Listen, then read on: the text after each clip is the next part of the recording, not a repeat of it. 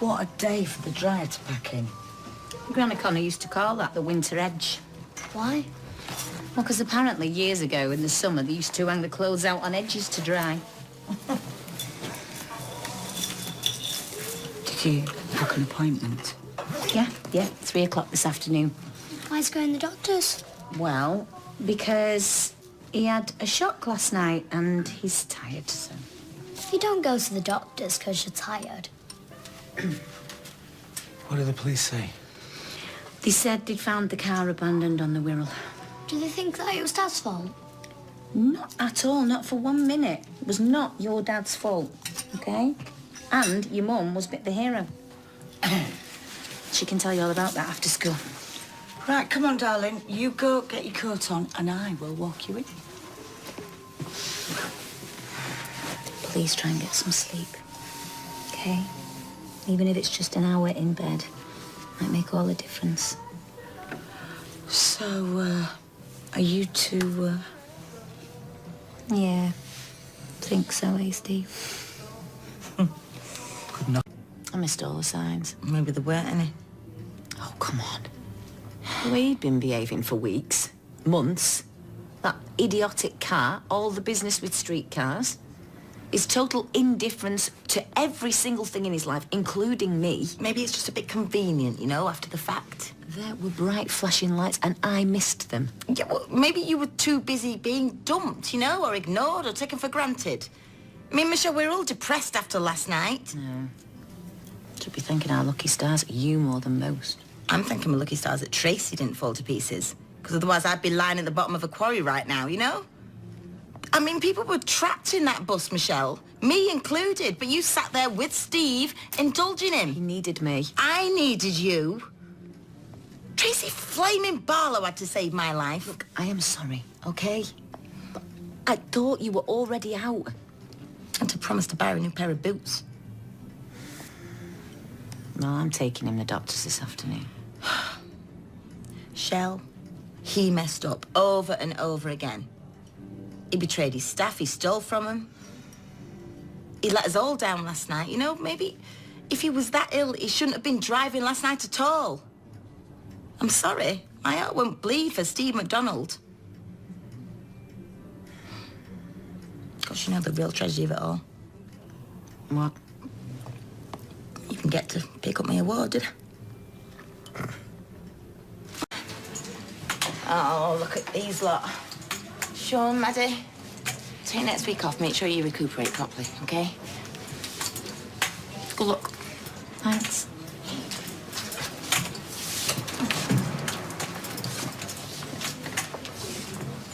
Hamish. Are you ready? No. I mean, listen. There was an accident last night. It's on page 2 of the Gazette. Listen, we should get going soon. It's nearly time for your appointment. I'm sorry. No, I completely understand. Some other time. Or maybe not. I'm really sorry.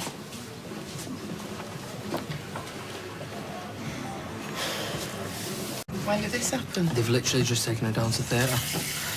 Who's she with? Yeah, I bumped into Beth about half an hour ago and they're going to do some emergency operation. Is Chesney down there? Yeah, and Beth and Kirk. I might go down later to see if they need anything. Well, I'll run you up there if you like. You'd be safer walking, don't you? Eileen. Well, I'm sorry. Can we stop pussyfooting around? They said you were driving like a lunatic, were you? It was an accident. There were other cars cutting him up. Look, I'm sorry, Steve, but you do more mileage than Lewis Hamilton. If a boy racer cuts you up, you don't take the bait. You of all people. The accident wasn't Steve's fault, OK? Why are you suddenly defending him? Oh, yes. This is the biggest card they've got in the cabin. Can you sign it for us? Yeah, of course. I just still can't believe it happened to us. How'd you get on the quack? All right. Thanks.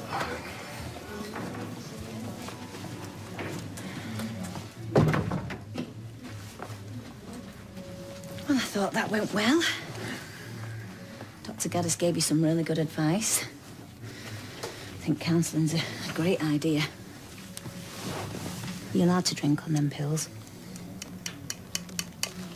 Hope so.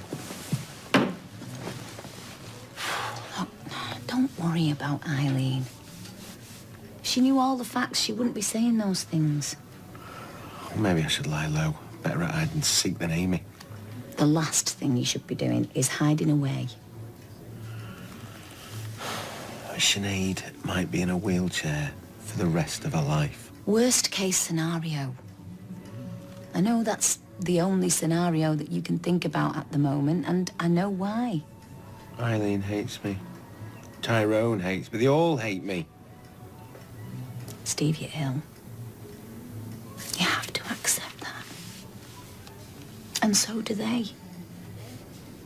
I just wish I'd known sooner, because now I know what to do. Well, I wish you'd tell me because I haven't got a clue. Been to the doctors, got me tablets, and I still feel the same. Listen, you heard what the doctor said. They're not magic pills, Steve. It's going to need some time. But what you have got now, straight away, right from day one, is a partner that wants to help you. I'm here for the long haul. But Hamish wouldn't expect you to be his carer. There's no reason I can't be your lover as well. Wouldn't you rather be with somebody who's got less baggage? I want you. Can't believe I've been so horrible to you. What I've put you through. It's okay.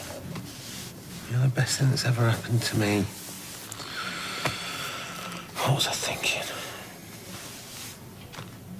You taking one of them tablets yet? Steve? No, not yet. I thought of having tablets for depression. If you'd have told me that when I was in my 20s, I'd have said no flipping way. Well, if you had a headache, you'd take a tablet, wouldn't you? Yeah, but this is different. I mean, why go straight for the medication route? Well, if they don't help, Dr. Gaddis will wean you off them. Week on a beach, that's what I need. Week on a beach, me and you, getting drunk, having a laugh. That's all the medication I need. Well, you've got to try everything. Ah, you're right. Yeah, that's a good idea. I think they're going to need a lot of help when she gets out. Yeah, well, we could cook them meals. The last thing she'd need is your cooking. I'm gonna nip out for a minute. Are you all right? Yeah, just gonna get some fresh air. All right, sweetheart. Hang on, is something going on? What do you mean? You and Steve all lovey-dovey. Tell me you've not got back with him. Well, it's early days. Oh, so that's why you're sticking up for him. It's not that simple, Connie.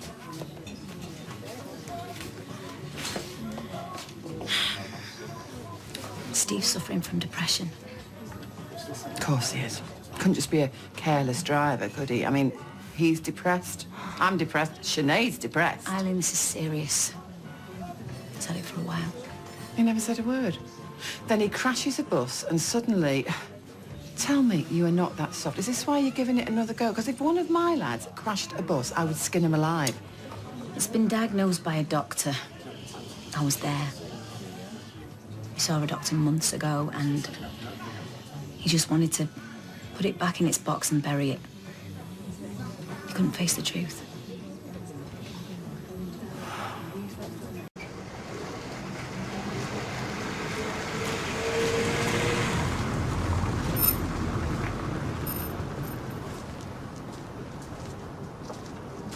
May I?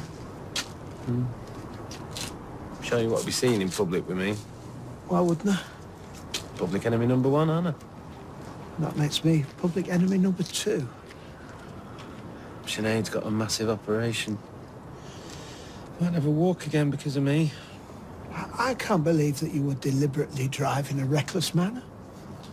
Can't believe that you would deliberately hit someone with a cricket bat. Something I will regret for the rest of my life. Well, aren't we a pair? How did we manage to sink so low, eh? I need to find a way to make amends. Not that easy, though, is it? I mean, you can't just wave a magic wand. Yeah, if I could turn back the clock. This all came out after the crash? Yeah. He was in tears. tears. Like a lost little boy. Oh, poor lad. Well, he needs us all to rally round now.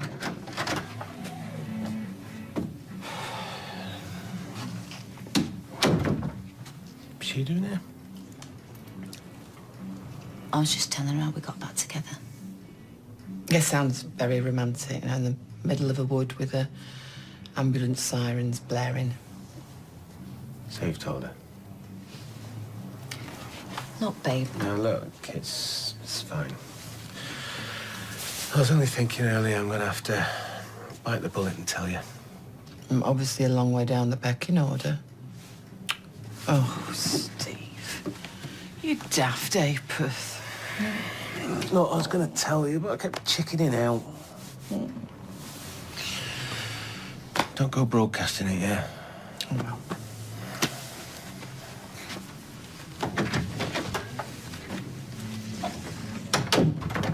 Blabbermouth.